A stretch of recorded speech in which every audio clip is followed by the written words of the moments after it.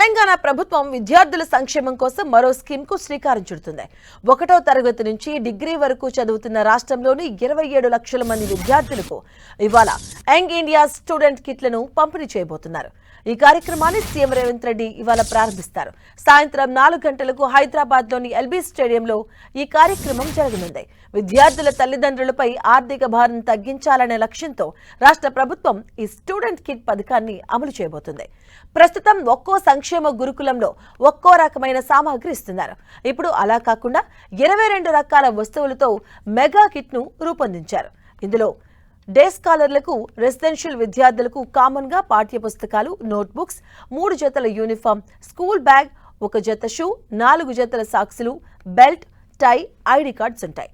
అలాగే ఈ కిట్లో విద్యార్థుల అవసరాలకు అనుగుణంగా ఇతర వస్తువులతో పాటు క్రీడలను ప్రోత్సహించే స్పోర్ట్స్ కిట్లు కూడా ఉండనున్నాయి.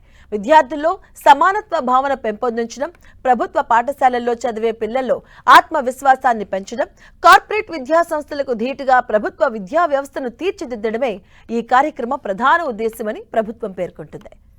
అందరూ ఒకే విధంగా కనిపించాలి, అందరికీ సమాన అవకాశాలు ఉండాలి అన్న ఆలోచనతో ప్రభుత్వం ఈ కార్యక్రమాన్ని రూపొందించింది.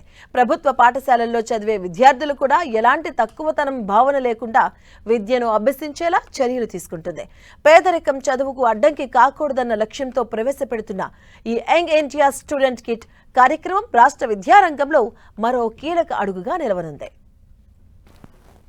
ఇప్పటికే తెలంగాణ ప్రభుత్వం యంగ్ ఇండియా స్కూల్స్ పేరుతో 100కు పైగా ఆధునిక విద్యా సంస్థలను ఏర్పాటు చేసే దిశగా అడుగులు వేస్తుంది.